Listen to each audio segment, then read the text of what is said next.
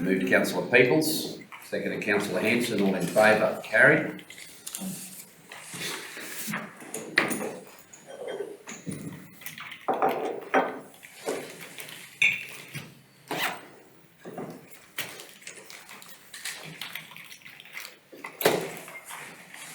There wasn't even that queue with the microphone on. Yes. Yep. Receive additional MPIs. The motion was carried. It was moved Peoples, seconded Hanson. Councillors, I'm led to believe that there has been a further discovery of individual MPIs. Can I have councillors indicate those, please? Councillor Plum. Yeah, I have an MPI in the Planning and Development Report in the DCEO Information Report in 3.4.1, as I have a material interest, a relative interest in the Lagoon Creek study,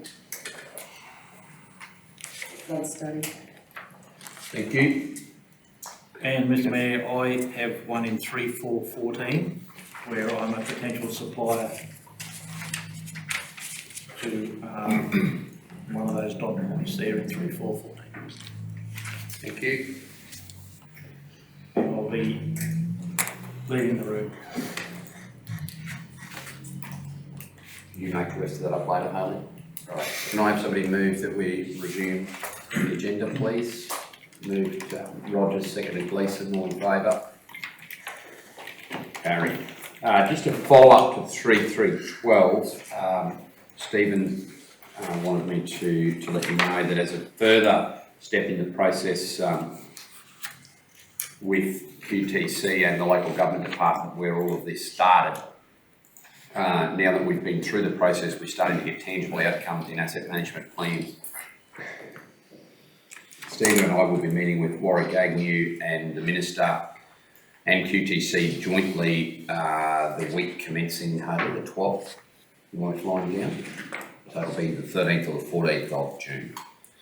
So hopefully we'll have be able to report some positive discussions that have been held with the department following our involvement in that business improvement optimisation program. 3.3.13.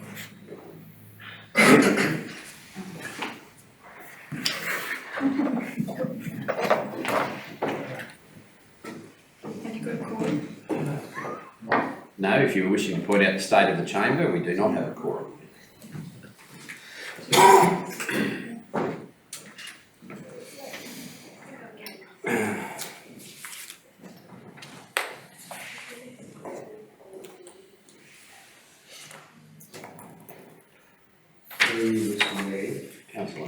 Because we do not have a quorum, is there a possibility of splitting these four up into individual items which will allow some of those blokes to actually sit on specific items?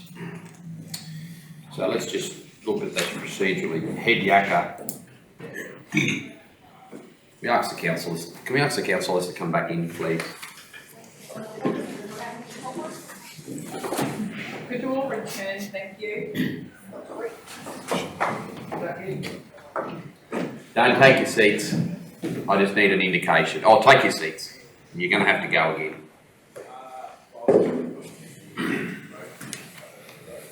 I need an understanding of which projects within this resolution so that we can potentially split it. Go to our lunch room. Just further down. Can I ask, of the four projects that are identified, councillors, I'm asking for a Councillor Plum. Can I briefly have your attention from because we haven't finished this resolution, sorry. I might have asked you to leave again.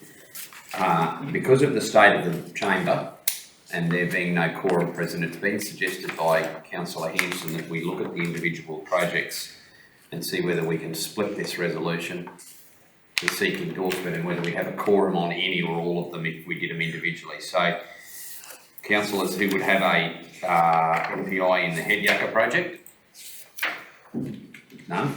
So we're right there. Barkey Red from... Potentially, just because I've been thinking that with tourism, like whether it would affect my business, having more tourists in or visitors. They're not really, it's a niche market. I mean, I don't think they'd be coming here and look at an art gallery, but what do you sort of think? Councillor, I can't advise as much as I really want to, but we're in open meeting, I just dead set can't. That's, My general assumptions is that because we're putting in for funding to develop initiatives that may or may not be tourism related is irrespective to somebody who's providing another service in the same field that doesn't. If you were providing another motorbike service or a personal tracker, I've nearly gone too far in providing that advice. It really rests with you. I wouldn't be if you hadn't have raised it, I wouldn't have been raising it as an issue for you because you're not going to construct it. yeah. So that's only one. So I've got a quorum on Barkey Red. Water and sewer. Sorry, on Barkey Red too. Yeah, you're the only one. Yeah. So even if you left, Councillor Rogers, I still have a quorum. If you wanted to be safe and leave, I still have a quorum. Yeah. So Barkey Red is right, less two, potentially. Water and sewerage. Potentially. I've got a problem with these potentialities. I know, but are you going to declare an interest in it? I will. So only the two. Right. And the flood mitigation, because it attaches to the levee, to the dam. So Yeah. only the flood mitigation.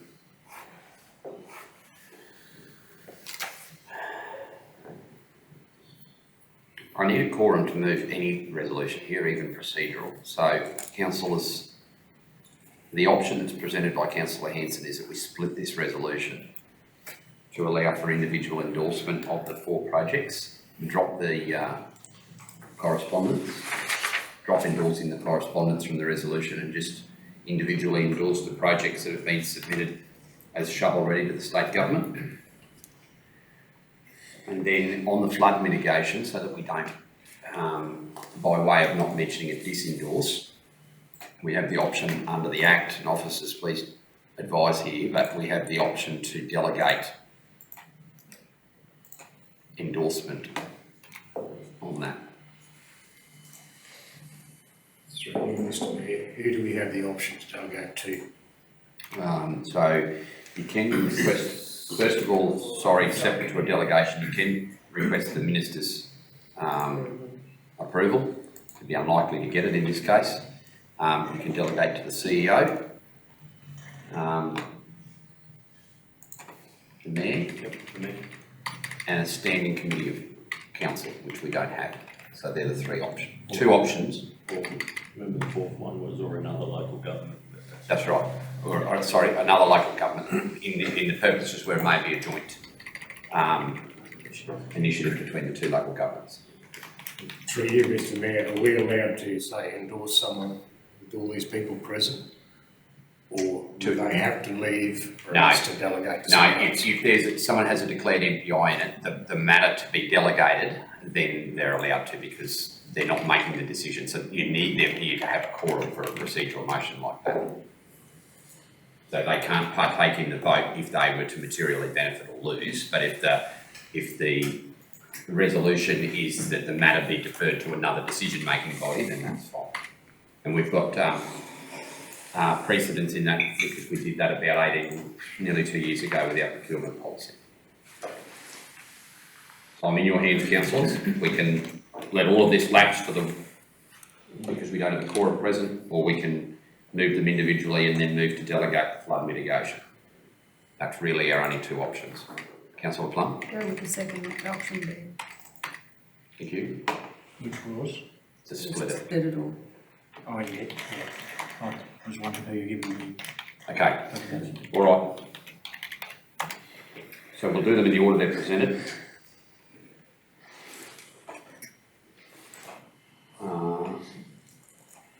The council endorses the project Head Yakka as a shovel-ready project to the Premier.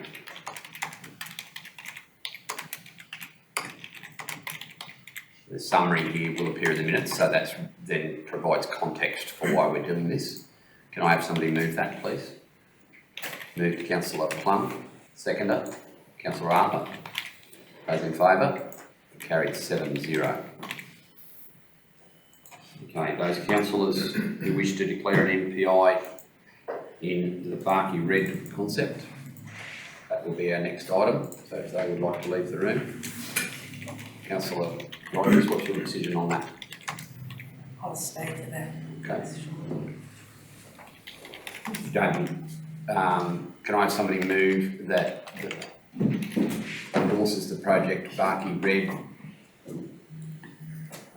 as a shovel-ready project submitted to the Premier? Move Councillor Hanson, seconded Councillor Gleeson. Those in favour? Opposed? Call the vote again. Those in favour? Opposed? 5-1. If you wish to be recorded, Councillor Pebbles. No. He was out for the room for the next one. Water and sewerage will be our next concept. Thank you, Councillors Peoples and Arthur have declared MPIs. For the record, councillors, I am of the opinion that the above mentioned councillors declared an MPI in the correct format at in item 3.3.13 at the outset of this meeting. So therefore, there's no need for them to further declare since the resolutions have been split. The record accurately reflects that the agenda item has had their express MPI given. Can I have a mover, please, that council endorse the project water sewerage as a shovel-ready project as submitted? Is that enough detail, Rick? Water, sewerage? What's that? Is that the Water and sewerage, it says in the letter. water? So can we perhaps just go water and sewerage in terms of connecting it? I didn't actually wait for you to answer then. Are you happy with that? The actual project, Mr Mayor, is the Barcaldine Wastewater Environmental Upgrade and Reuse Scheme. I'm comfortable with water and sewerage. Thank you, Deputy CEO. Our official correspondence to the Premier called it water and sewerage. Clearly that was too big a column. Can I have somebody move that we endorse it? Thank you, Councillor Plum. Second, Councillor Gleeson. All in favour? Carried 5-0. And now, flood mitigation. Everybody comes back because I don't have a quorum. The minutes reflect that due to declared MPIs, the following, in the following,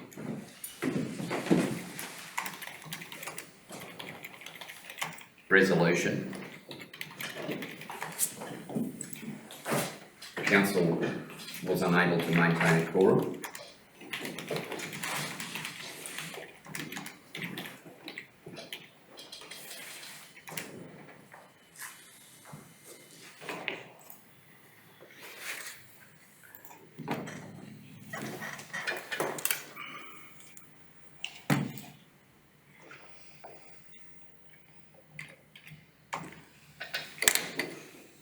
And therefore was left to lay on the table.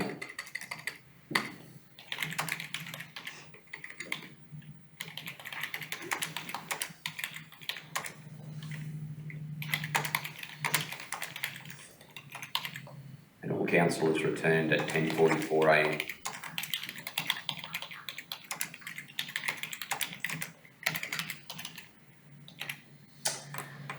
Can I have a resolution now subsequent to that?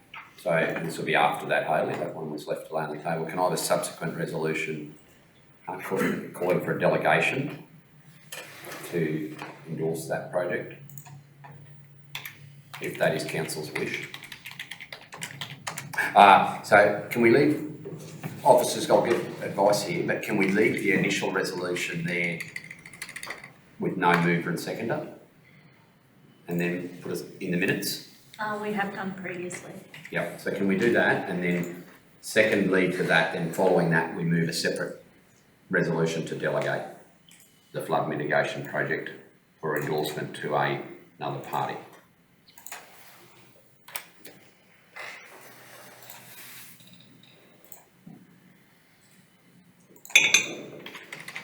So this delegation, once again, councillors, does not affect your MPIs. Is is unaffected by your MPIs.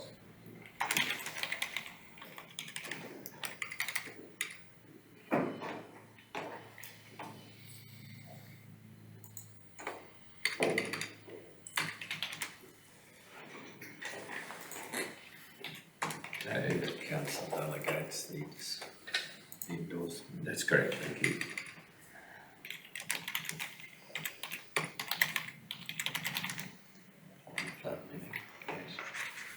Two, up to Premier, two.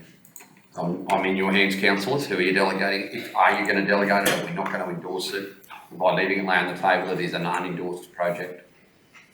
Councillor Hanson. I believe that this project, the flood levy, has got to be done, no matter what. I'm under that impression. There's probably only one thing I would like to sort of add before they actually endorse that is, where are we on the water licence? And are we better off leaving the flood levy vacant until a water licence has been acquired? Okay. Just got to be careful here because the MPIs are city councillors on this, but the project, just to be speaking very generally, even if there's never a water licence received, the impact of flooding because of already completed construction works is still just as real and was conditionalised in the development application. So even if we were to turn it into Australia's biggest dry hole and never secure water for it, there's still a requirement of council to mitigate the effects of the flooding as was defined in the initial development application on those premises. So I would take it that we're going to have to do it anyway. You're right, we're saddled with it, whether we like it or not.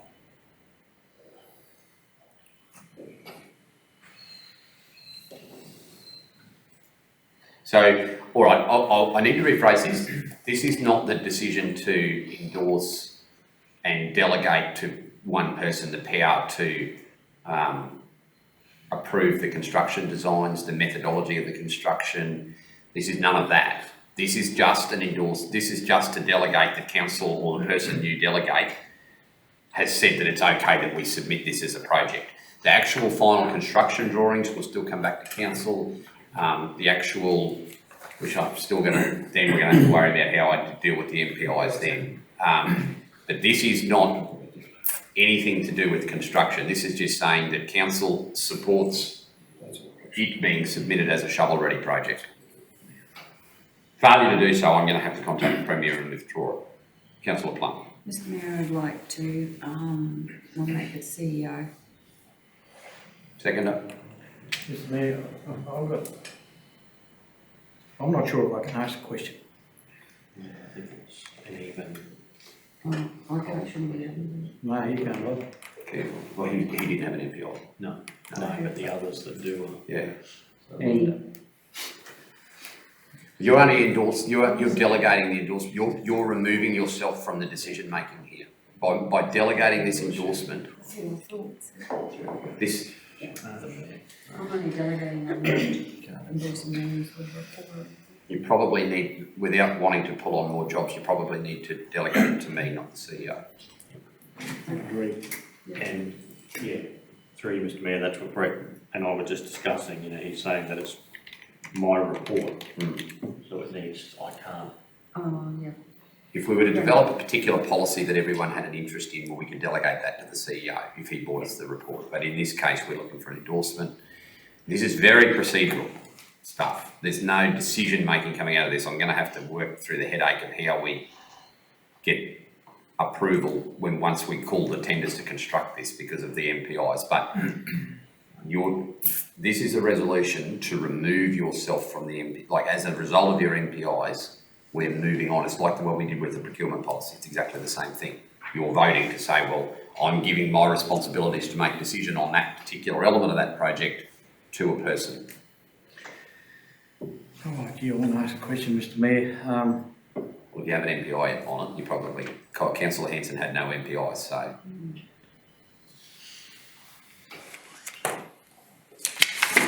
Councillor Gleeson. Mr Mayor, I know you've just repeated yourself a few times, but what we're discussing now is for you to be able to go to the state for funding for a project that we may or may not be going ahead with. This is the project, getting it shovel ready, and then at a later date or later on in this meeting evening, we come back to this same area.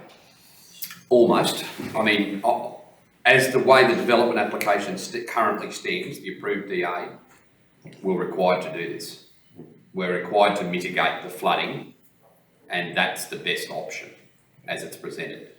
But this is not a final decision on the method of construction, the location of construction, the constructor, none of that. This is, I was required to submit to the Premier a list of shovel-ready projects out of session of council. I didn't have the opportunity to convene a council meeting to endorse it. This is the first opportunity since. We've done that. I'm seeking that those projects, because they were identified in economic development, in some cases, this one was identified because it's a condition of an approved DA of council. Head Yakka was approved on was submitted on the basis of the existing use. So we found things that were right there, put them through. Now, this is the current, this project, this stage of the project is all we're asking for is for the government to find some money for it. They may not find the money, in which case we're going to be back to discussing how we're going to fund it and what we're going to fund and all of the above, without 4 councillors. Mr. Mayor, can I ask another question, please? This is all to do with the flood area. We haven't had any feedback yet from the report from the persons that you had a meeting with the house that could quite possibly be flooded. We haven't been notified as a council, we haven't been notified yet whether the council has actually had their approval plans all stamped and up to date. So we have not, I can tell you that. And in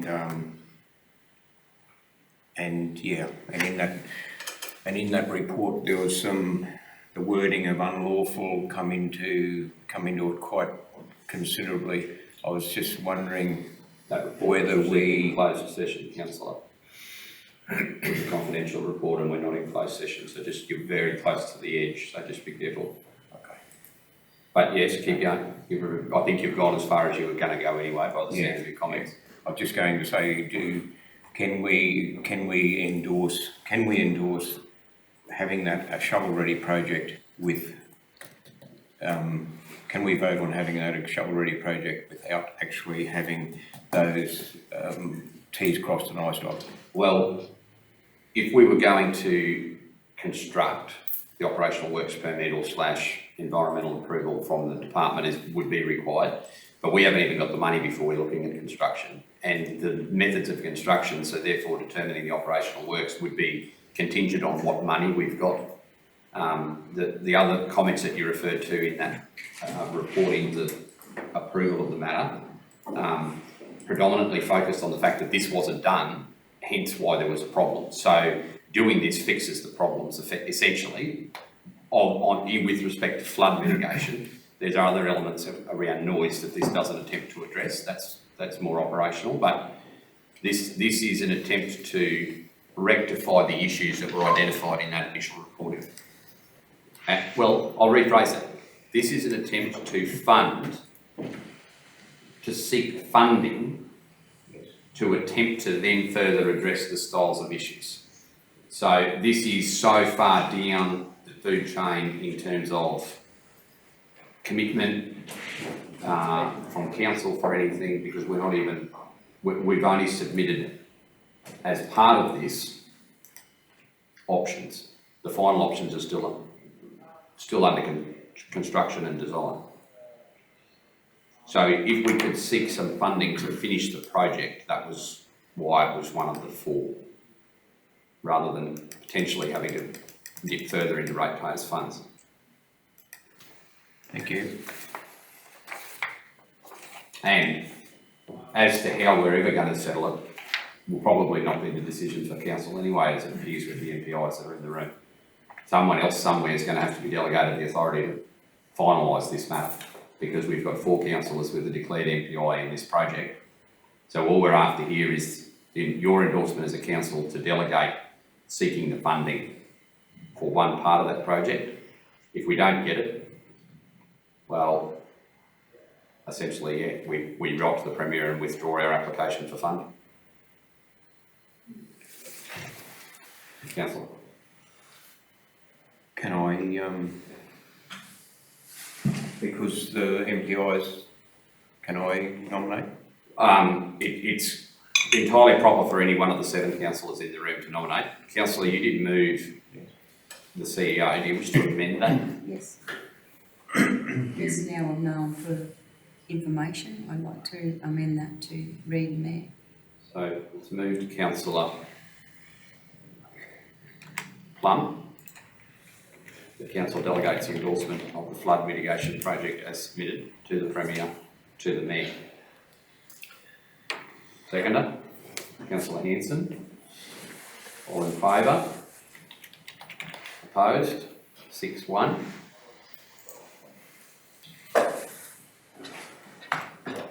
Three, 14. There's only COIs in this, and we're opting for councillors to remain in the room. West Tech public holiday. Council, the options here.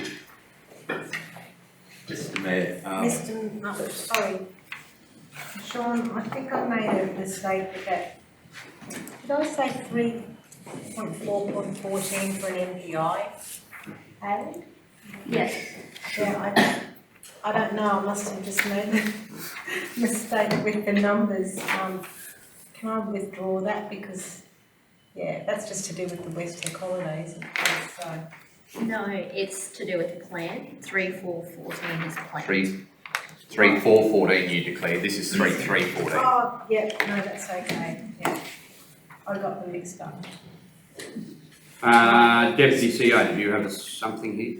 yes, Mr Mayor, we received a letter from the Minister for Industrial Relations. Correct. Yes. Yesterday to say that they will allow councils to change their holiday.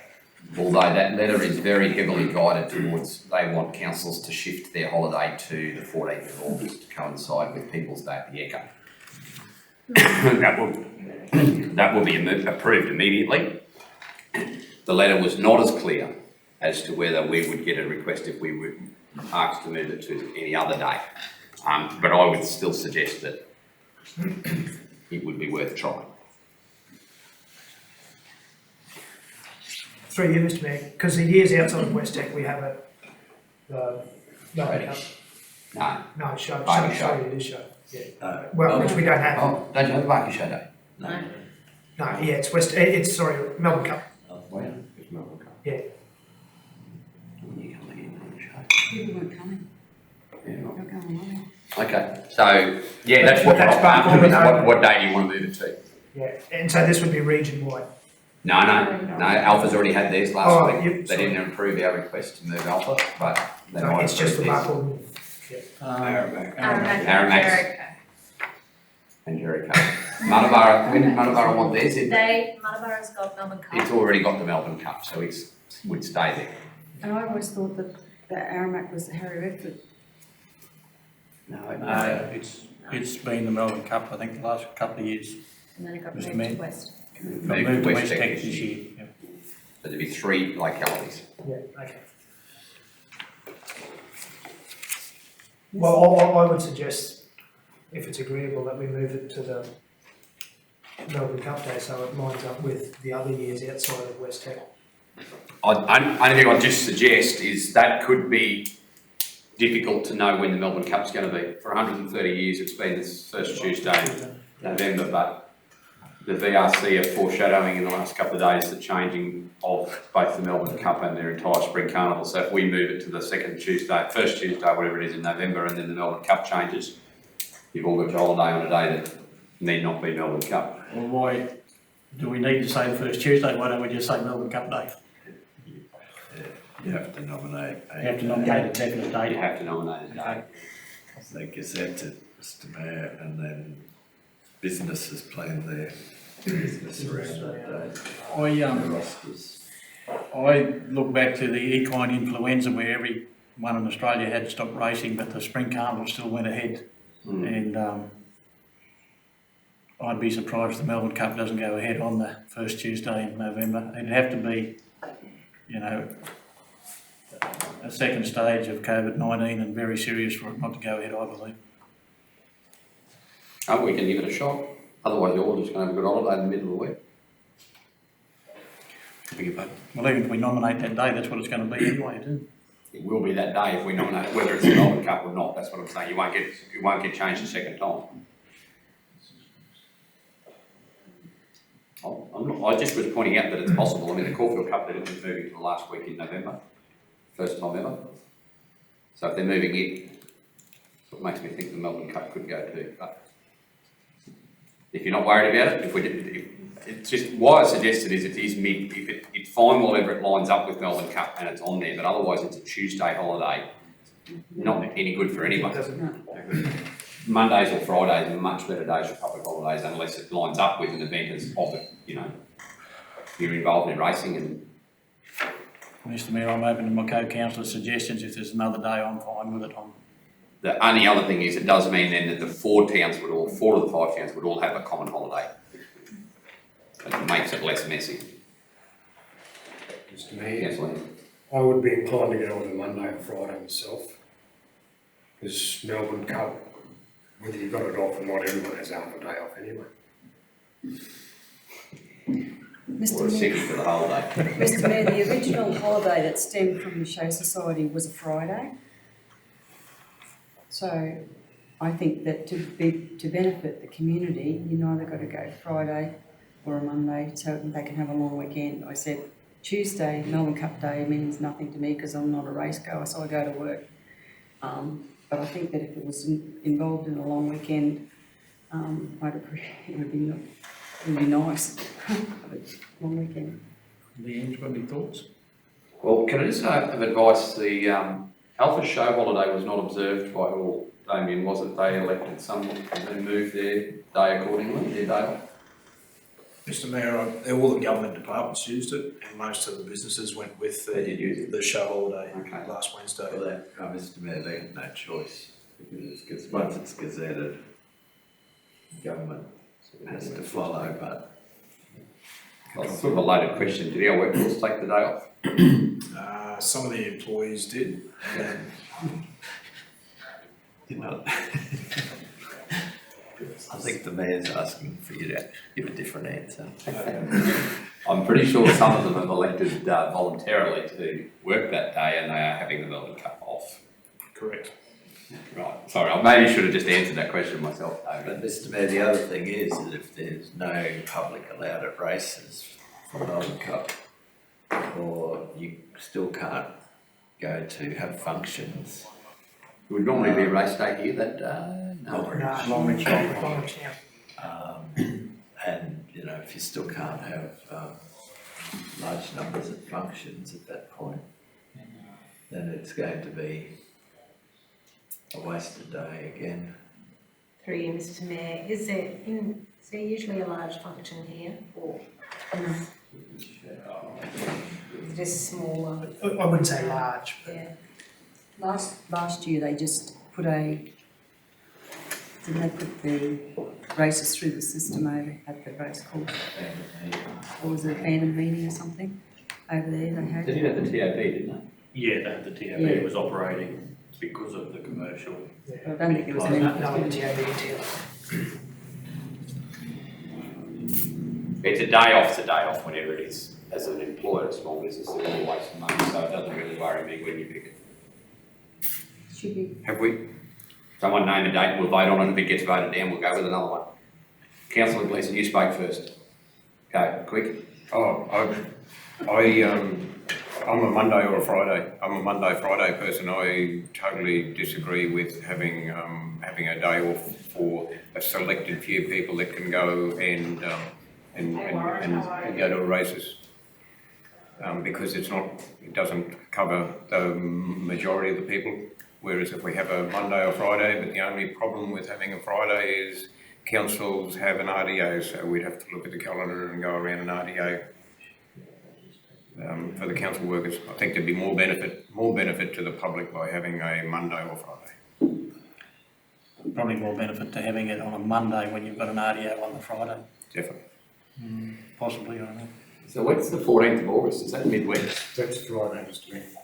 Is that an RDO? Because I know the minister will automatically approve anyone who asks to move it to August to 14th because he's virtually, or she, is it, I forgot, she has said that's what she wants. That's Brisbane exhibition.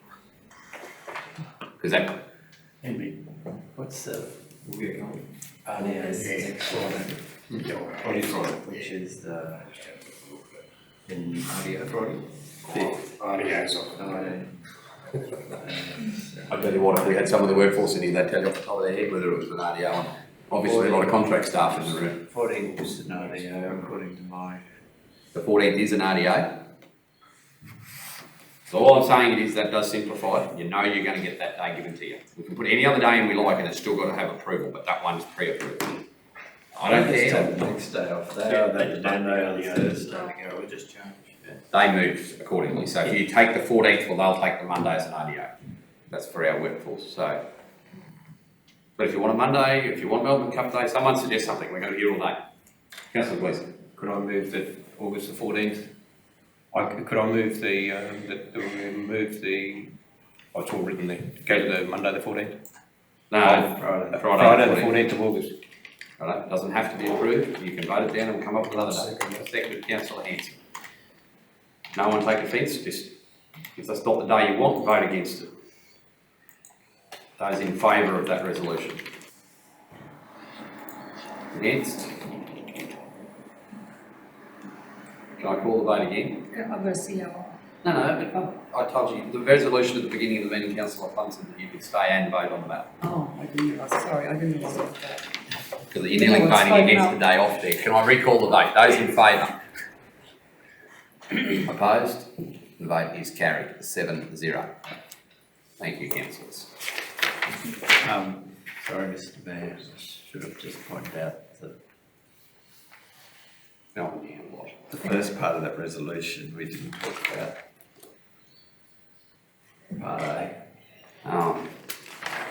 So what we've done there is just move, because Westex moved back 12 months. We'll have to be able to resubmit that anyway. So what we're foreshadowing there is that Westex will get the day off that they were going to get this year, they'll still get it off next year.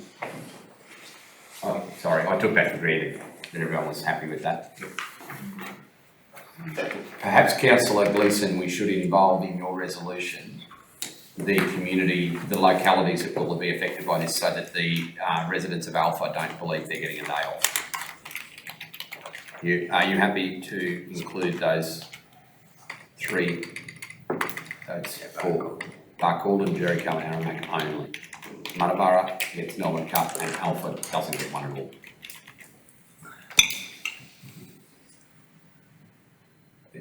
Seconded, Councillor Hanson, were you happy with that change? Councillors who voted for the resolution, are you comfortable with that change? Yep. Thank you. 3, 4, 1. No one realising that, have we? Yeah. Yep. Oh. Right. Questions, please, for Brett. Brett, have you got anything to highlight before you get to question?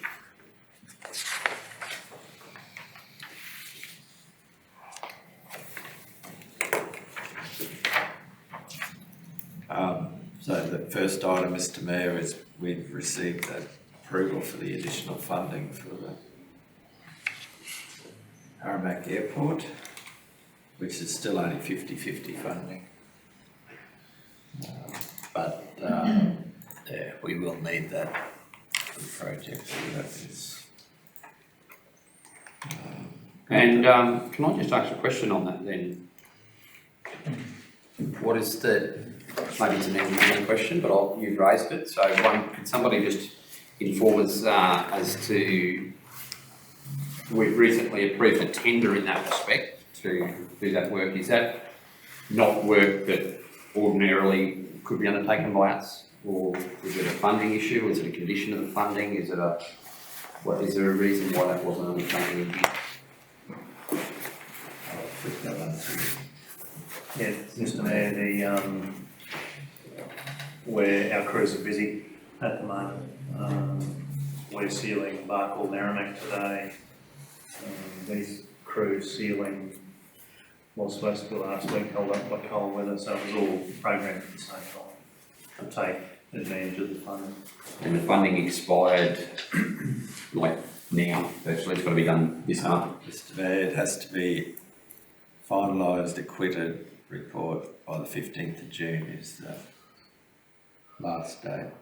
Right. Thank you. Councillors, questions? Mr Mayor, the Drought Communities funding read there, is that the funding we've allocated? Yes. Yes, okay. Thank you. Works for Queensland Funding, we don't know how much we've been allocated in the new round. And we also don't know the conditions on which we will receive that. But it has been heavily foreshadowed that it will be on a subscription model where we will competitively bid for the money, which is unlike earlier rounds of Works for Queensland where there's a set allocation. So, Mr Mayor, I've just noticed in Brett's report too, the plant replacement 10-year plant replacement programs listed in there also. there's only anyone question, Brett, about that, please, until the end of the report. Councillor Peoples, if there is a question about it, I'll actually leave.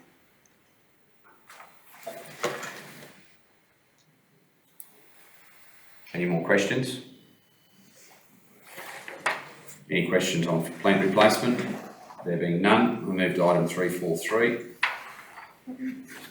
No, 2, sorry, I'll skip the page, sorry. Planning and Development Report. We didn't get a mover in a second. Oh, can somebody move Brett's report?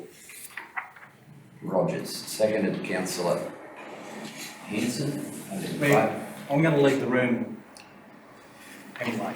Right, seconded Councillor Hanson. Council receives the report.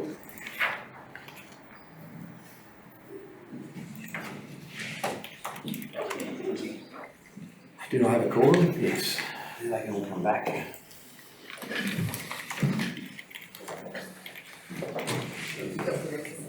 Come back.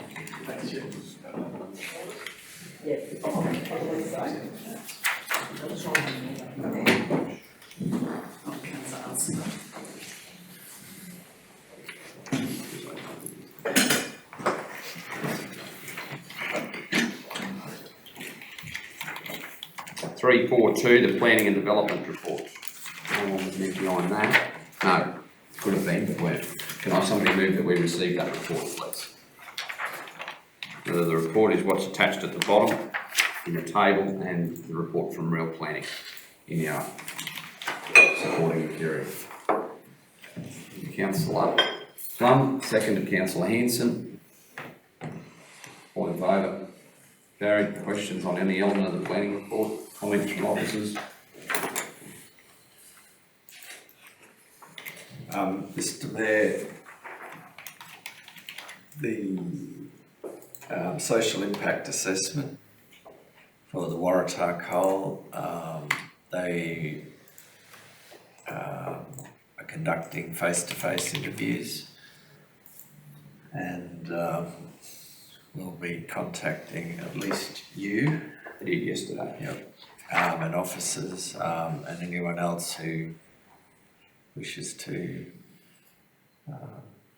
have input into that process. So I'm not sure whether you want councillors generally to be involved in that. I do. So councillors, we will look to facilitate. I didn't speak very long with the representative of Waratah yesterday and further calls tomorrow. But I will look to facilitate a day where we are meeting and for them to come and receive feedback from us as a group and then have time set aside at the end of that if any individual councillor wishes to speak to them in a private capacity, in private, not in their private capacity, you can do that in your own time, but in a manner that's not exposed to other people. If you want to talk about something, there'll be time set aside for that. That is my intention. I haven't got a date for you. They haven't given me one. We haven't even discussed it, but I'll look to coincide that with another meeting of council in either June or July. I think, Mr Mayor, it'll be in the next 2 weeks, is what they're looking at, those meetings. Well, it'll be via Zoom if that happens. But we do have meetings on the 3rd Yeah. and the 10th potentially. Righto. So stand by for that. Any more on the planning and development report? I go to 343, please, and I move that council receives the workplace health and safety report. Councillor Plum, seconder. Councillor Peebles, in favour. Carried 7-0. Questions on WHS?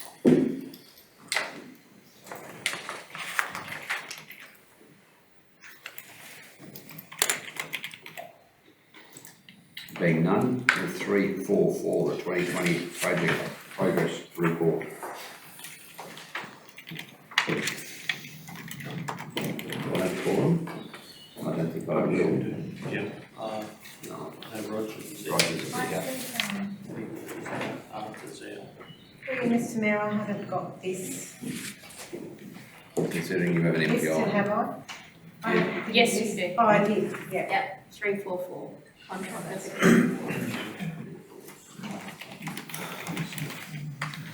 Well, we can't even receive the blood.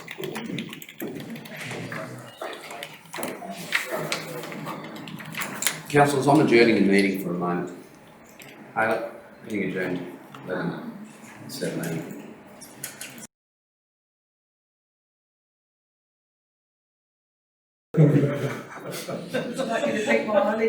Sorry, I was looking at my sheet that said you had an MPI, sorry. Would you like So- a cup of coffee, Mr Mayor? No, we'd like some clarity around whether you're a supplier to any projects that are listed in that report though, councillor Frank.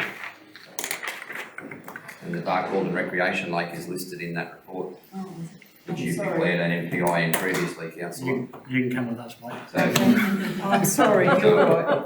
right. I didn't have a quorum, even though You had dated the chamber looked like I did, I was wrong. Yeah, Wrong.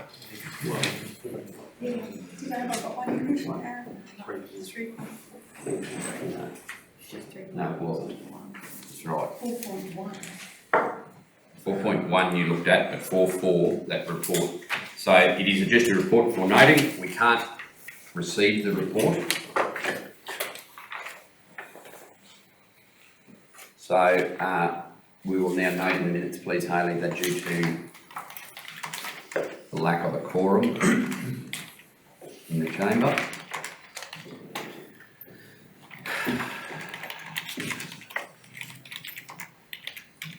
council could not formally receive the report.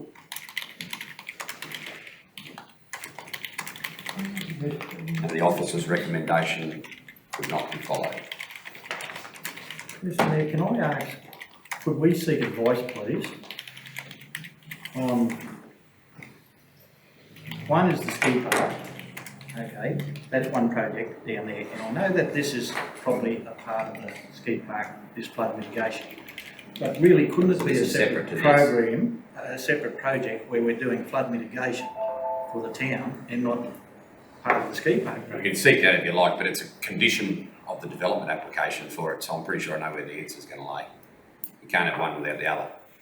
We're not doing this just out of the goodness of our heart, we're doing it because our own approved development application said we should.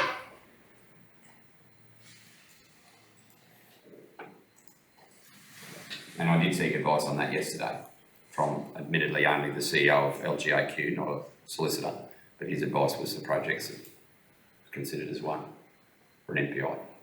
Because one is contingent on the other. One wouldn't be happening without the other one.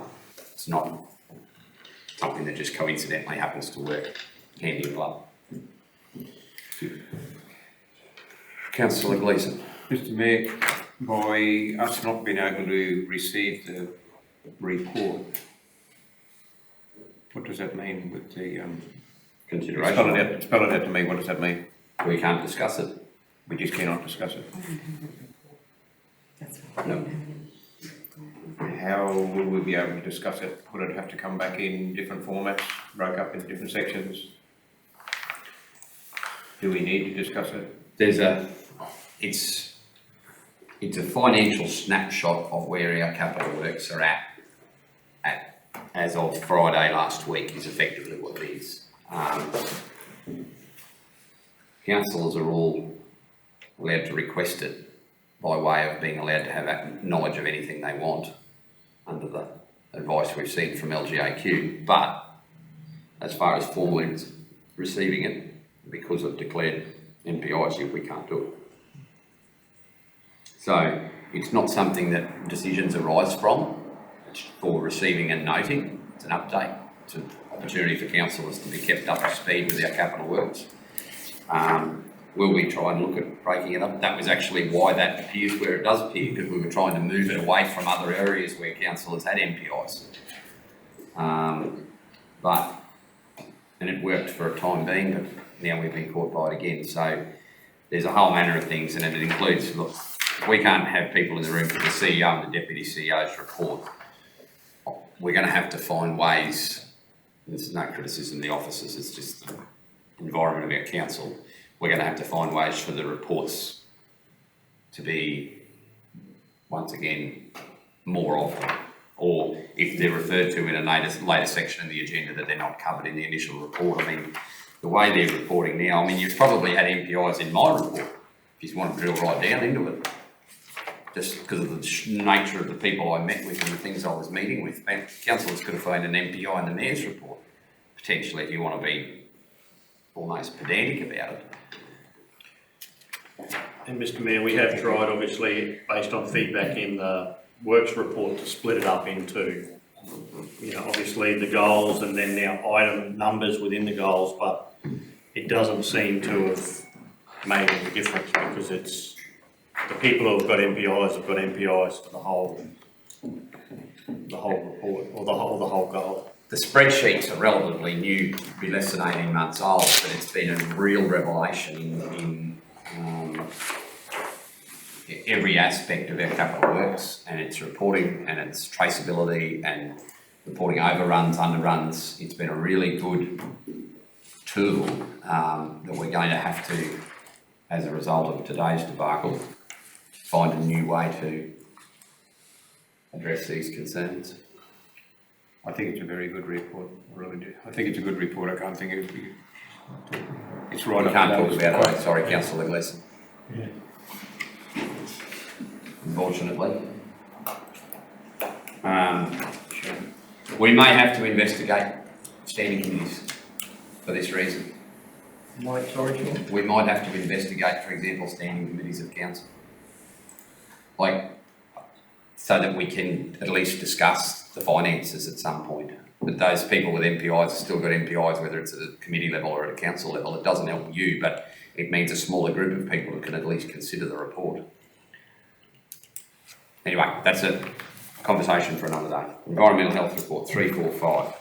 Mr Mayor, can I just please, before you do go on, I think in some way we can is to take some of those things where the MPIs are out and have them separate. I know it's a big job for admin, but pretty important that we get to have a look at a lot of that. Yeah, but I mean, We can't be deciding what you do and don't have MPIs in either.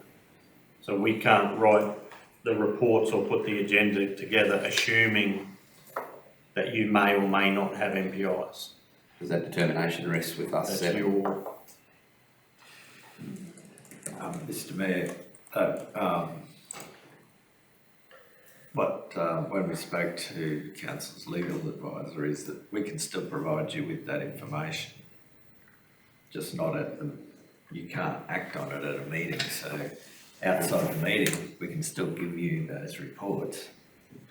You're entitled to any piece of paper that this council generates as a councillor. What you do with that information then that becomes your responsibility. But it just means it doesn't get discussed at a meeting. Yeah. But the legislation's gone further than that now, Brett, with the, influencing also, so. You can still have the information. You can have You're it. entitled. If you're chasing financial status of projects, you can have that information, but we can't note it formally or discuss it in open meeting.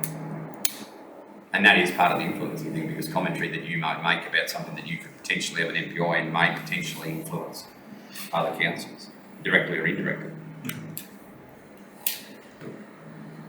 345, Environmental Health Report. Someone please move that we receive that report. Councillor Plum, second, Councillor Hanson. And Mr Mayor, I just flagged that I doubled up on Jenny's report. To you, Mr Mayor, sorry, I input that same report as in mine, because he sends it to me and that's what I've done in the past. So if you don't want me to do that, I'll stop. It's all right, we'll sort that one out. The officers can sort that I out. obviously received it as well. Any questions?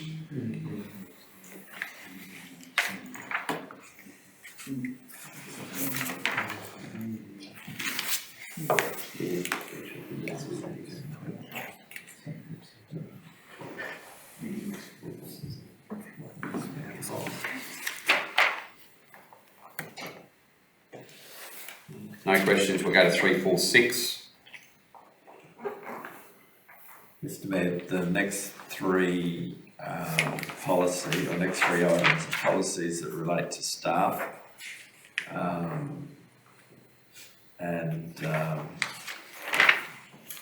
The recommendation is that we're receiving these for review, and they will be brought back to the June meeting for adoption. And the reason for that is that they have to go to the Joint Consultative Committee, which is a meeting with the unions, which we have got on Monday the 15th of June. So I'm happy for you to discuss anything. If there's any significant changes that you wish to flag, now is the time to do it, because if you flag them in a month's time, then we won't be adopting it then either. We potentially then would still be reconsulting. So if you have reviewed those policies and find significant error, if you don't need to do, it doesn't need to be formally adopted now. It can be suggested out of session, provided to the officers, who then can formulate that commentary into the policy.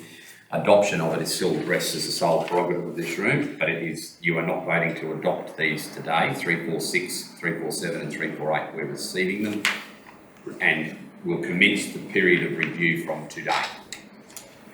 So you're exempt if you haven't read them in detail. And just to be clear, with the policies going to the Joint Consultative Committee, so they have the opportunity to provide feedback, but it's at our discretion whether we make changes based on their feedback. So we have to consult, but we don't have to implement everything that they suggest or the changes that they want. So the first policy here in 346 is personal appearance and protection. Will somebody move that we receive that policy, please? And thank you, Councillor Hanson. Second, Councillor Gleeson. All in favour? Carried. Commentary. There being none. 347, Information Technology Policy. Will somebody move that we receive the policy for review? Councillor Plum. Seconded, Councillor Hanson. Those in favour? Against? Carried, 7-0. Discussion? There being none. 348, Code of Conduct for Employees. Will somebody move that we receive the draft Code of Conduct for review? Councillor Rogers, seconded. Councillor Plum. All in favour? Opposed? Carried. Commentary. Mr Mayor, can I ask a question in 1.5E? One. Code of conduct. Yes. I haven't got a 1.5. Oh, yeah. Sorry. Maintain the confidentiality of information that is not publicly available. That is different to ensure that confidential information is not made public.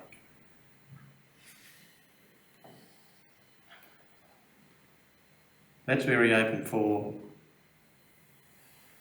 just interpretation. what is maintain the confidentiality of information that is not publicly available? What is that? You said something else then, was that from another policy when you said? No, I was just sort of thinking to ensure that confidential information is not made public. You want stronger wording, which is. Well, yeah, Brett, confidential information is confidential information for all of us, from us right through to our staff. But make it information that is not publicly available, that can be a lot of things. Lots of things, addresses, phone numbers, Yeah. financial status. Bear in mind, this is a code of conduct for employees. I know. Yeah.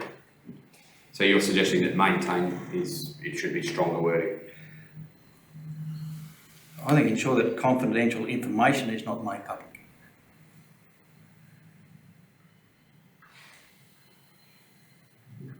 Yeah, I can see your point, because if it's confidential, it's not publicly available anyway. Yeah, that's right. Further to that, even if it is confidential and it's made public, that means it's been made public so you can talk about it. That's right. Even if it's still confidential. Yeah, I agree. It's semantics, but it's probably considerably important. Well, the two things equal each other out. Maintain the confidentiality of information that is not publicly available, as opposed to ensuring confidential information is not made public. I don't know. Officers. Is that the existing wording? No, it's all new, Mr Mayor, because we've had to rewrite the complete policy because the legislation changed. So that's someone else's wording? I can look at the old policy, because there would have been a clause about confidentiality in the old policy. But also the public service standards. Anyway, we can check that. This will come back to the June meeting. Yeah. I think that's a good idea though, if that's But we will flagged have the wording now. of that one. Does that may affect the JCC too? Yeah, if we're going to change something like that, we should do it now and re-advise the JCC members who have just been distributed these policies, otherwise we'll be, Behind the eight ball. yeah, it'll be another month. And you'll find that right through the document. That wording comes up again in 3.3.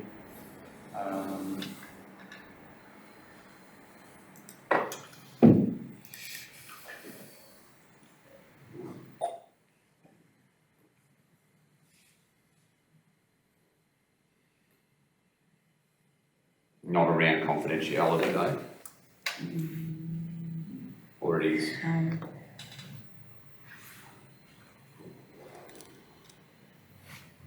Just, yeah, maintaining the confidentiality of information not available to the public.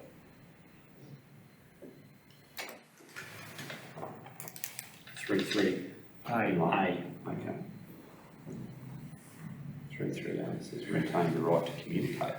Or we're looking at a totally different thing. No, just keep on going. Keep on reading. Oh, right.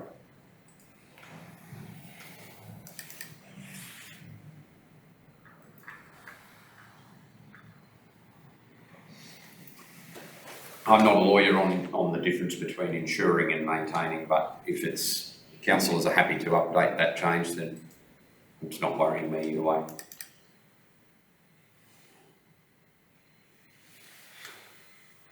Feedback, happy to do that, Councillor Arthur? Yes, sir. We note those suggested amendments, 10 officers please, for inclusion.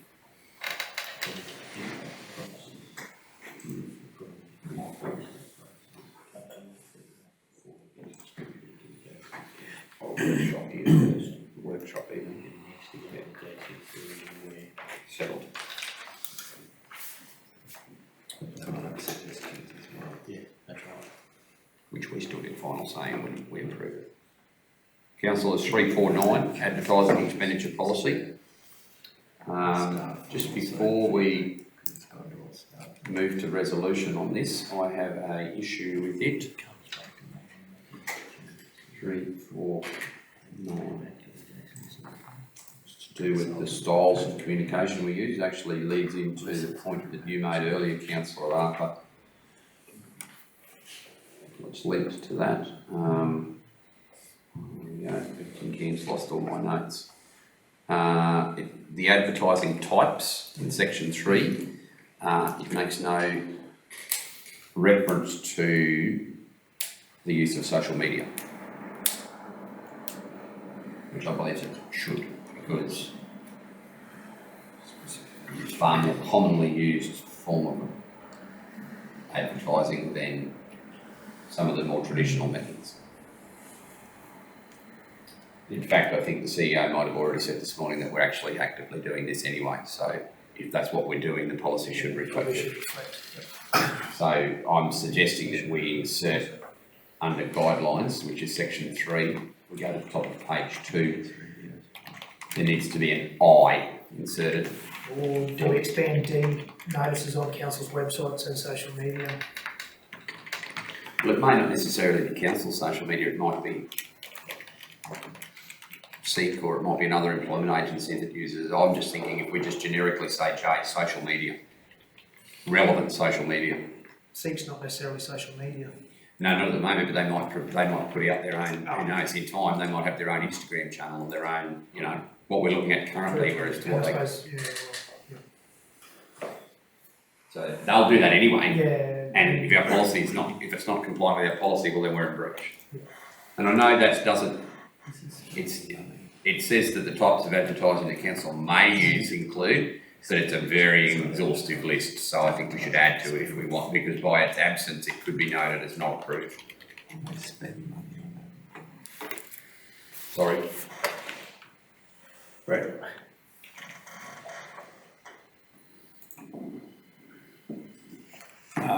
Officers have a problem with it? I think we're sort of,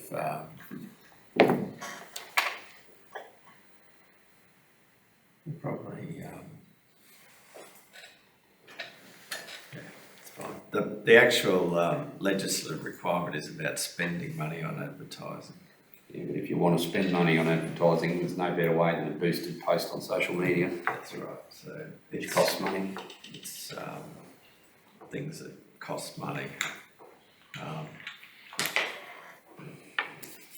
It's sort of a meaningless regulation. There must have been a purpose for putting it in originally in the legislation, but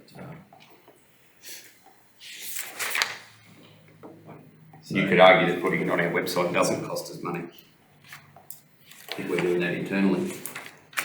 yeah.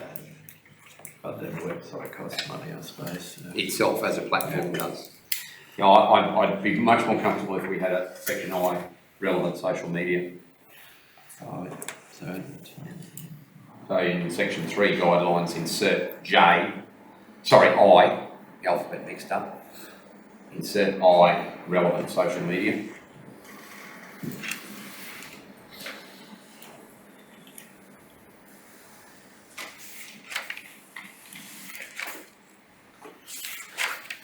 you want to put add other internet platforms. Well, I was going to say, it doesn't necessarily, we talk a lot about television notice boards, but not necessarily the electronic. I assume that's physical notice board, not electronic or So under SEEK or... Under D, notices on council's website or other, so amend D to include that, Or other websites. or other electronic media. Yeah, that's probably a better term. Sorry. Sorry. No. So D, notices on council's website and other electronic media. Billboards and that sort of stuff, yeah. So we're amending D and adding I to that policy.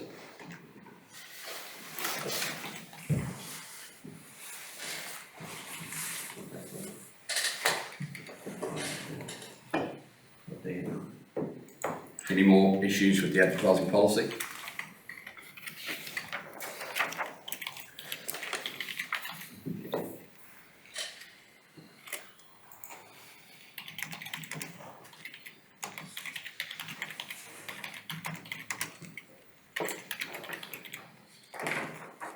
and just put other there, where you are, Helen. And other electronic platforms. Councillor, somebody move that resolution, please. Councillor Peoples, seconded Councillor Rogers, those in favour. Motion's carried 7-0. 3, 4, 10. Thank you, everybody.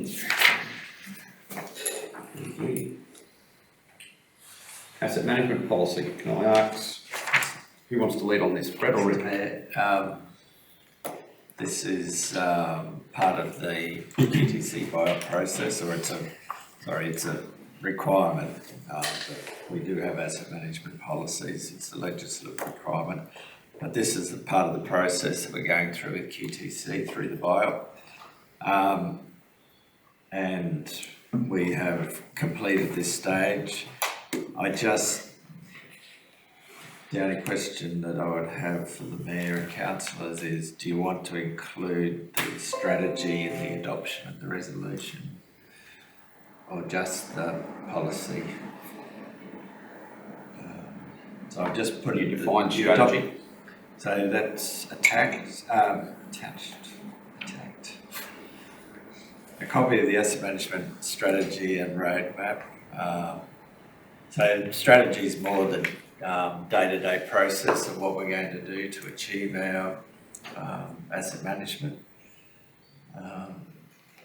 And it's got a roadmap there of timelines. So that's that. Yeah. The only thing with the roadmap of the timelines is they do change over time, obviously. It's a living document, but I'm happy either way. But can I just clarify, Brett, that the roadmap that you're talking about is not a map of roads, because we're talking about assets here. No, I want to be very clear, councillors. Yes. It's not a map of roads, and the day-to-day operational stuff that you're talking about is not which roads are going to be graded and to what standard and what the minimum requirements for different categories are. It's the strategies to the operational day-to-day stuff to implement an asset management plan. As opposed to specific projects and streets, otherwise. Because we're nowhere near ready to get endorsed a day-to-day road management plan. Sorry, Rick, I don't think you would agree that we're quite some way. So this is very high level at this stage. Councillors, I'm happy to, I support what's there. There'd be nuances either way. This is, unless you have significant issue, this document is the overall document that from which will be driven that document that I just referred to, the map of roads and what roads are going to be graded what way and what timeline for capital expenditure and what requirements there are in years 1 through to year 4 and how we critique all that. That's the next stage. This is the document that guides the creation of that from a technical point of view. Any questions about any of it? There's three separate reports in the can about this. 14-page document in it. Sorry, Brett. I only saw 3. Was there more than 3? There's a 1 or 2 page one. Oh, sorry. 4. Oh. Yeah.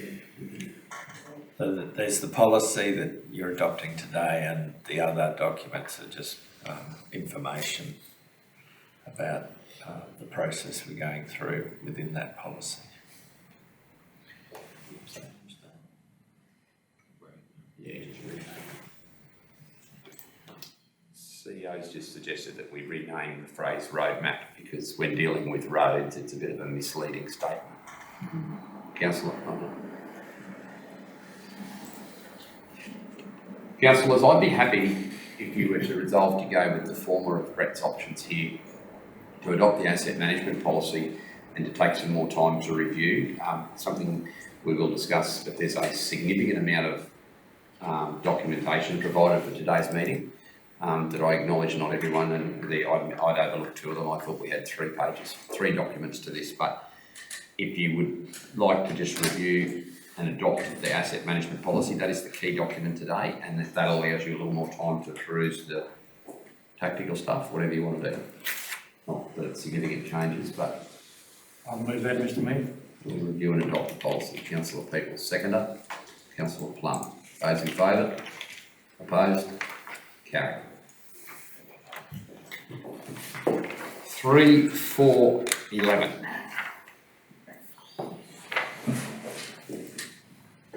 Councillor acceptable requests guidelines. It was presented to the May meeting. This is May. It was presented to the April meeting for adoption at this meeting after we sought clarification on the information and advice. Is the officer going to take the lead?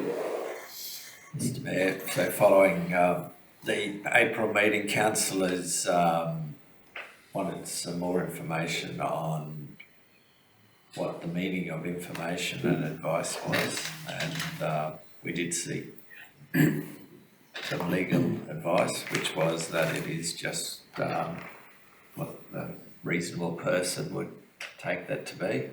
So I have included definitions now in the policy of what advice is and what information is, so that under advice I'll put an opinion about what you should do or how you should act in a particular situation.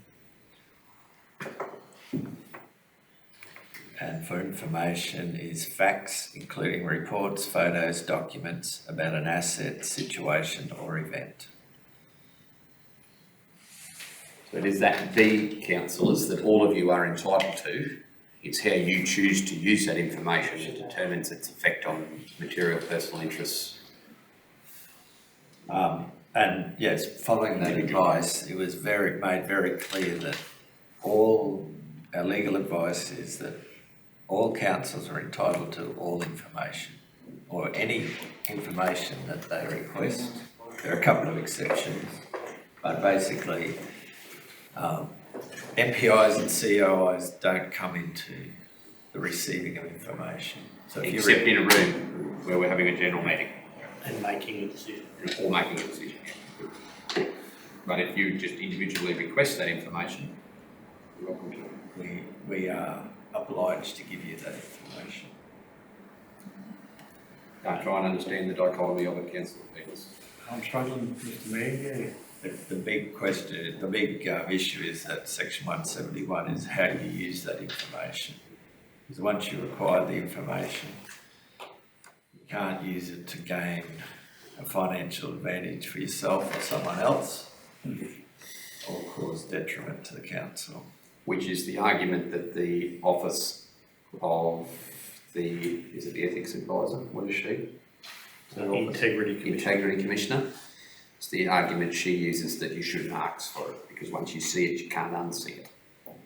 But her basis is not a legal opinion, that's an integrity issue, and it can be relied upon for legal advice. So if you legally are entitled to it, you can take it. But it's very hard to unsee it once it's seen, which is why you get what you ask for. And human nature says that once you have information, it will Guide your thinking. potentially guide you one way or the other. Even if it's adversely the other way, so that it doesn't look like you're going one way. You might, if you're a road constructor, you might intentionally not put in for a job so that it doesn't look like you've used knowledge of the job, but that in itself is an MPI because you've materially lost as a result of that. And funnily, this clause, Mr Mayor, doesn't say about loss. It is only gain a financial advantage. It doesn't talk about losing money.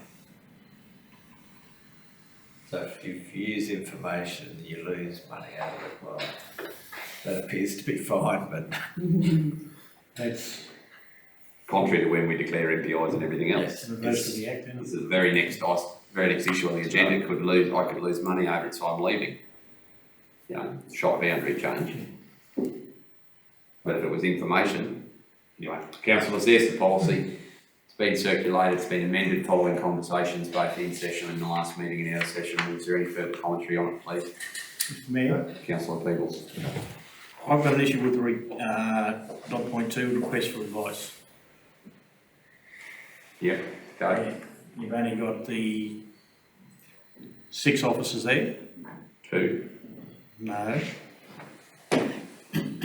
Unless you're looking at an updated policy to me, Councillor Peebles. 2. Well, something here amended 13th December, 29th April 2002. You're looking at the policy from the last meeting. Go to the king. Go to the king.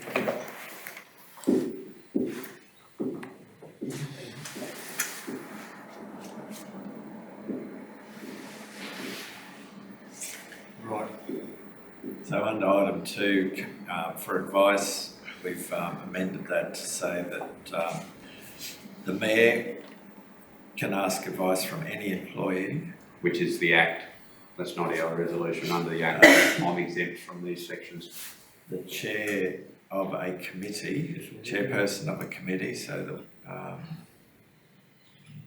the chairperson of the Radiff Committee or Wild Dogs can ask an employee in relation to the role of chairperson of that committee. And councillors generally can only ask advice from the CEO or deputy CEO. If you continue that down, request for information, we had this the wrong way around. The Act is very clear that all requests for information need to be made to the CEO. That's crystal clear. He can or she can then delegate that to another officer if they wish, either on a one-on-one basis or preemptively or permanently. But the Act very clearly in both not only legal advice but and that applies to me as well. Like that's everybody. All information requests must go via the CEO. The Act's clear on that. We were confusing information with advice.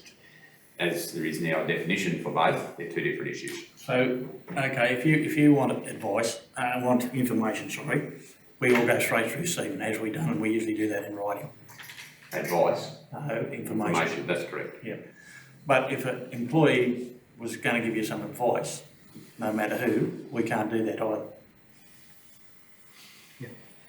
By the CEO, deputy CEO, policy, no. They have to be sought for the advice in the first place. It'd be you seeking the advice. This is for a councillor to receive advice. Like if you wanted advice on how you Doesn't should the act. Act say that you can seek advice from? Sorry? Doesn't the Act say that you can seek advice? You've got to set a policy as to who you can seek advice from, and that's what we're doing right now. Yeah, and that's what I'm saying. If the Act says that, why are we setting a policy that, which is our own council policy, that says no, we can't talk to our staff? The Act says that you set what level it is. Yeah. Now this is a policy belonging to councillors. Correct. So this is For us. under that section in the Act, it says you must identify who it is acceptable. You must develop an acceptable request guideline to identify, paraphrasing here, Brett, but is that the words? To identify who it is practical and suitable to seek advice from. But information, you don't get to set that. It goes to the CEO. So here, it's this policy has that advice comes from the CEO or the deputy CEO. You're asking, advice, don't forget, is an opinion about what you should do or how you should act. So would you be asking someone, say on the workforce, the grader operator, how you should act or how you should... And that advice, Tim, what you should do. Brett, that opinion of advice has come from what, King and Co? No. Where's that come from?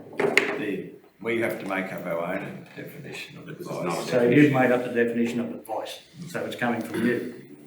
Shouldn't that come from the councillors about what we think advice should be? Yes, that's From the why people sitting around the table here? That's why it's here now for debate. If you've got an alternative, councillor people, now's the time to put it there. there is no legal definition of advice in the no definition any of the local government legislation. It's up to council to decide what advice is. And the same for information. There was no delegation in either the subordinate legislation or the legislation itself.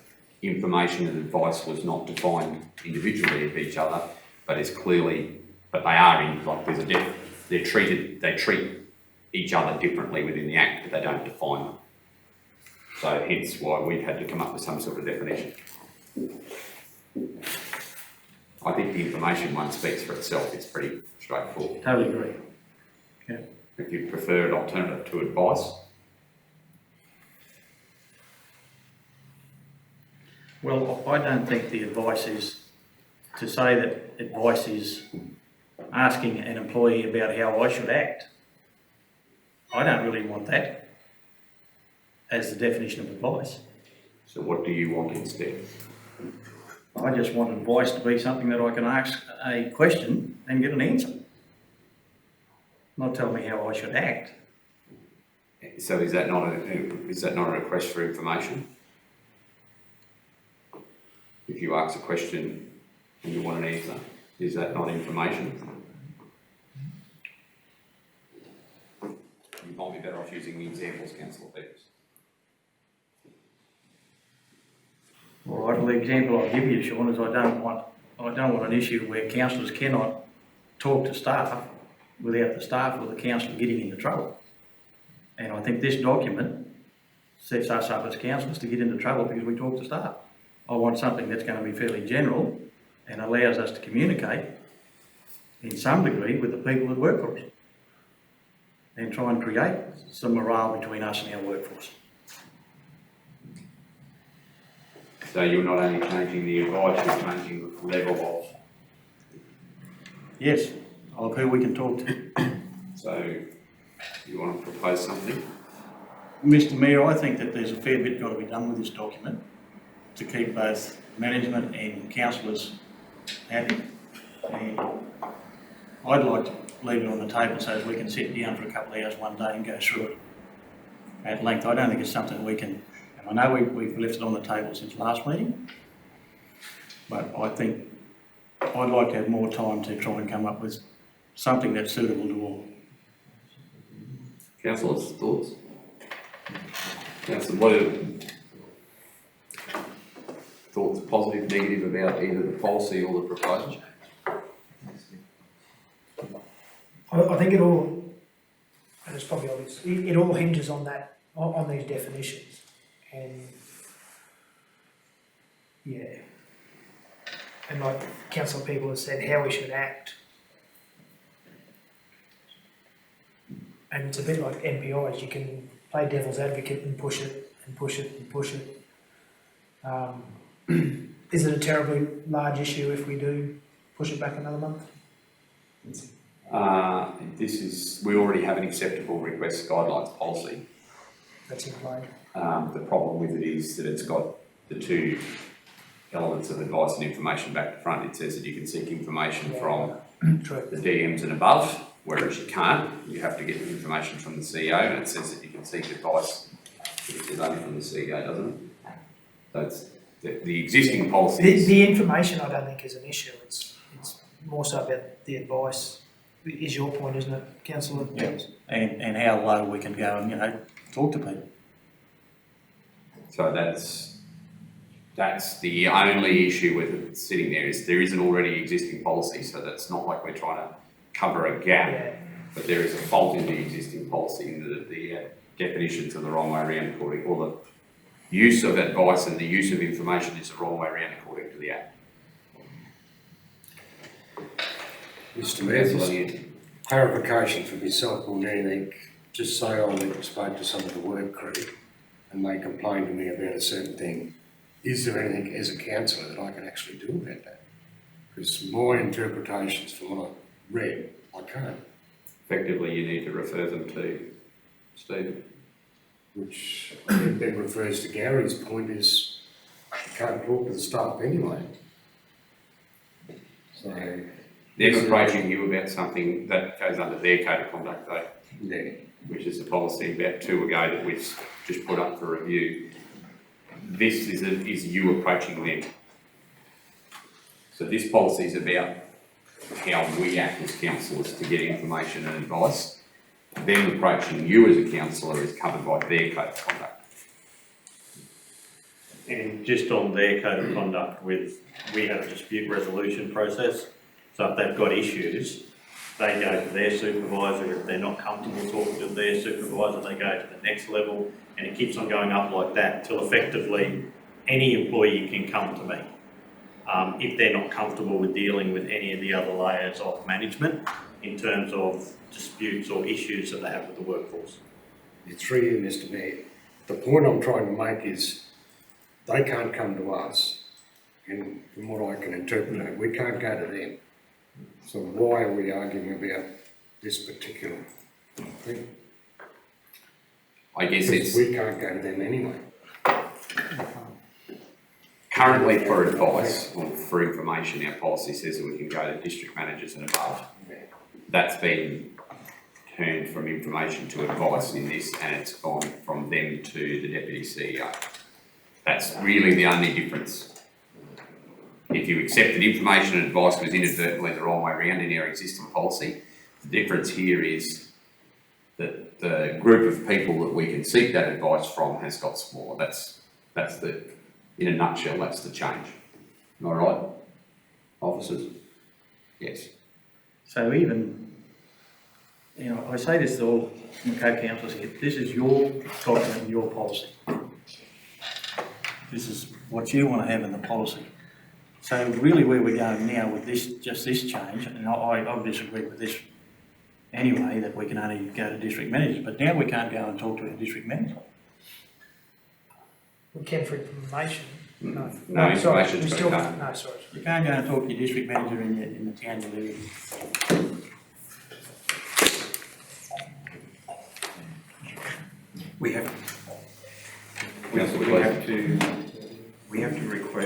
have to request permission to speak to, before we can go and speak to anybody and get their ideas. That's what it's saying.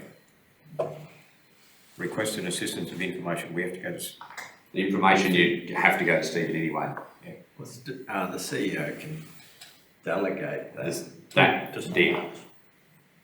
But we can't do anything about B, that's beyond our control. He can as the CEO, but we can't make a policy that we can seek information from the grader driver in Alpha. Like, when legislation says we can't do that. That all of the requests must go by the CEO, but advice is the one that we can, and it's what you're seeking as advice. And what definition we want to put on what advice is. Yeah, but we can't we can't turn advice into information either. Because the Act expressly differentiates between the two without defining them.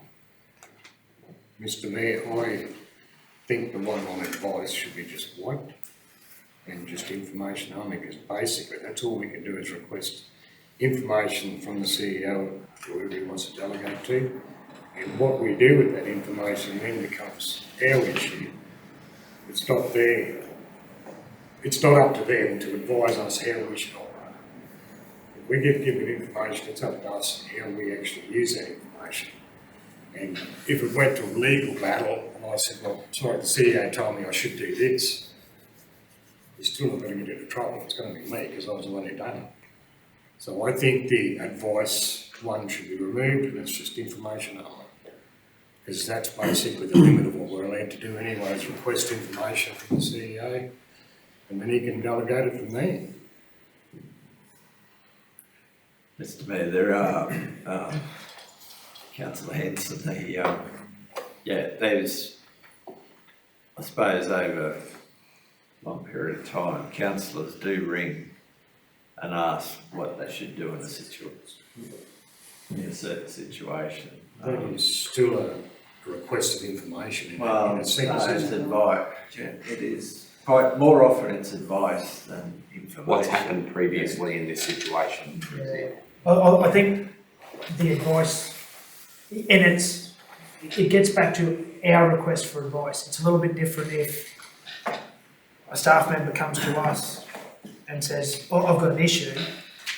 We're not requesting advice. Our advice would be, you need to follow your policy, or go and talk to your supervisor, blah, blah, blah. If they're talking operational stuff. Yep. Or I think the confusion is, or part of it is that part of it, but it's my specific request about say the rec park, I want to know flood levels, blah, blah, blah, that's all information.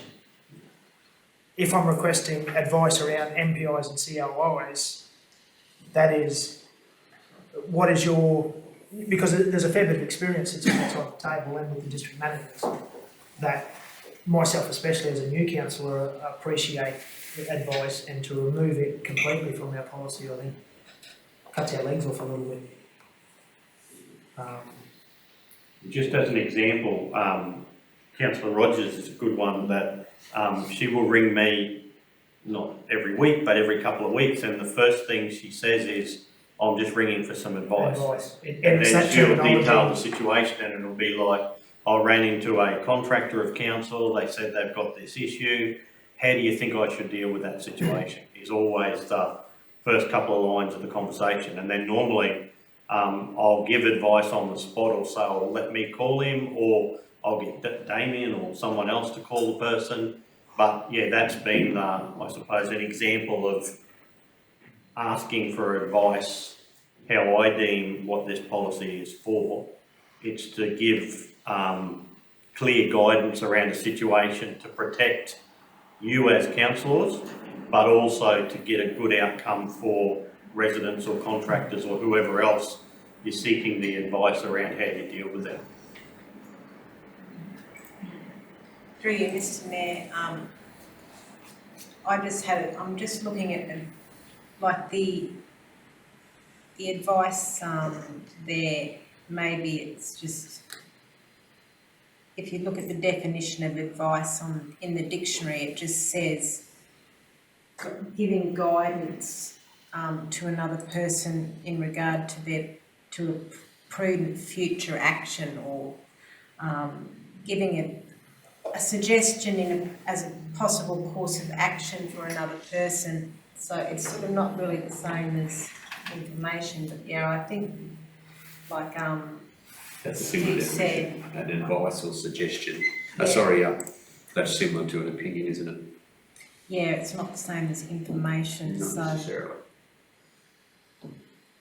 and I do request advice fairly regularly. Oh, through you, Mr Mayor. And the more I think about it as we sit here and talk about it, it's only an opinion. Like the text is, it's an opinion about what you should do. It's not a direction on how you should do it, or how you should act, or what you should do. So the more I think about it, the happier it sits with me, the definition of it and the policy. Councillor Plum, you've been very quiet. Comments? I'm listening. Yeah, I like to see that advice stay. I think, yeah, I'm quite happy with it. Councillor Gleeson? I need to spell it out for me a little bit better. I had a contractor speak to me the other day. He is a contractor, is a council, first question, contractor is a council employee. Is that correct? They can be treated as such depending on the situation.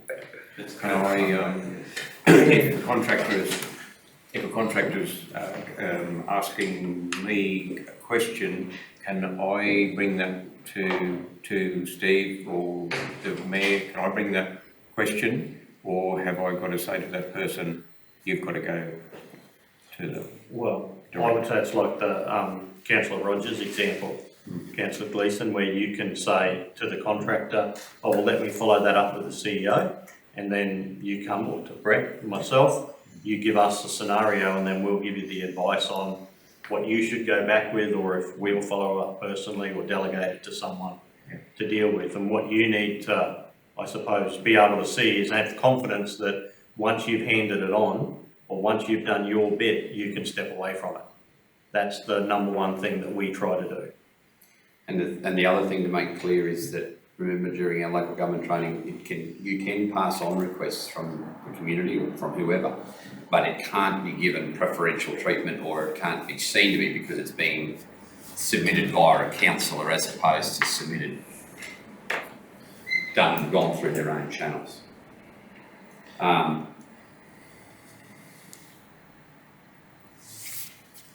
Councillor Hanson, please. Mr Mayor, maybe a little bit of clarification on that one, stating that issues that have been arisen with councillors as Stephen said, he's used Councillor Rogers' example. And I think that's where all this is sort of the clarification is not clear enough. I know personally that someone approaches me, I can go to Stephen, but that Act doesn't actually say that you've got to go through that process.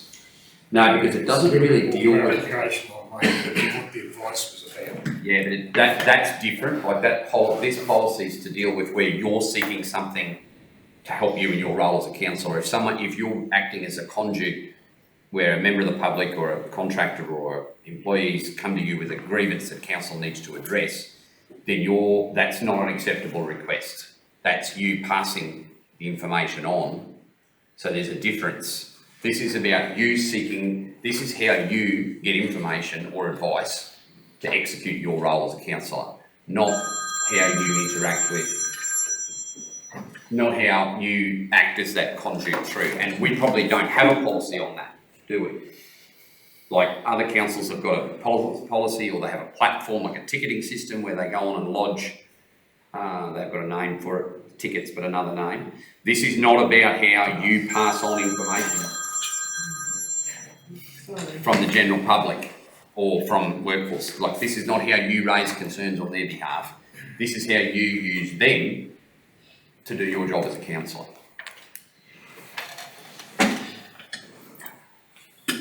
So if you need information, like for example, there's a resolution coming to council and you want to find out more information about it, or you want to seek advice on how matters like this have been dealt with previously, that's what this policy is about.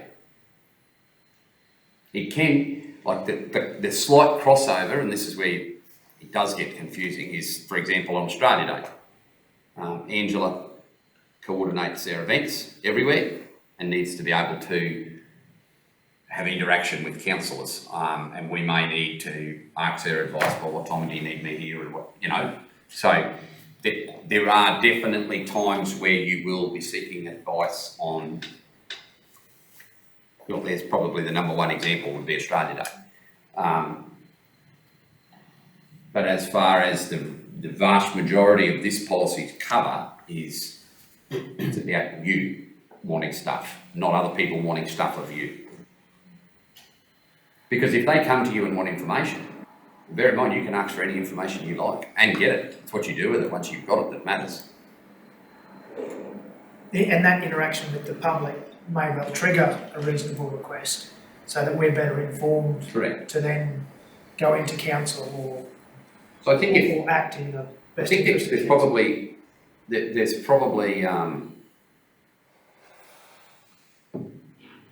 a bit of a slight crossover here. Where we're talking about people coming to you in the public, this policy is not relevant. It's not. Because you have got the option to pass that information on or seek information on their behalf to resolve that. Now, nothing in this policy will change that. This is more about the example I gave before being caught, and Stephen would have to give a dispensation in that case, which the policy doesn't allow for. Really, this says that I can't talk to the DM or Angela on Anzac Day or Australia Day without permission, Without CEO approval. without CEO approval. If you're asking for advice, on what you need to do and where you need to be, the literal interpretation of this is it would need to be approved by the CEO or the deputy. Through you, Mr. Delegated, and the policy doesn't actually allow it to be delegated. Sorry. Through you, Mr. Mayor, I was just thinking, like when you were talking about the situation with Angela and asking for advice about a time, I'd actually would see that as us information, and because the So that means we can the never ask. CEO has actually delegated her as in that case of Australia Day, she's been delegated by the CEO to, give us information on that. Whereas advice, I don't know, I'm just thinking about the other employees and officers, but say, I feel like if I asked advice from Damien or Paula about how I should act in a certain situation, they might not even be, they might not feel comfortable you know, that, to me, it's better to ask advice from the CEO or the deputy CEO. I feel like advice is sort of different because you're putting them on the spot and asking for their opinion on how you should act in a situation, and like. So just to use your Australia Day example though, let's just say something happens and the event's delayed for whatever reason because the ambassador doesn't turn up. But you're asking Angela as the person there and you're asking her what to do, you know, like that you could be in a situation where I think there needs to be a provision for It would it. depend on the actual. I think there needs to be a provision for, at the very least, even if it stays with councillors receiving advice from the CEO and the deputy CEO, there needs to be a provision for that to be delegated. Where, well, I'll just come back to Australia Day as the number one example. There's no provision to delegate it in that policy. Councillors, Continue from the CEO, deputy CEO, or as delegated by the CEO in that last box. let's have an adjournment and consider what you want to do about this over lunch. And we will return to either adopt or defer the adoption after lunch.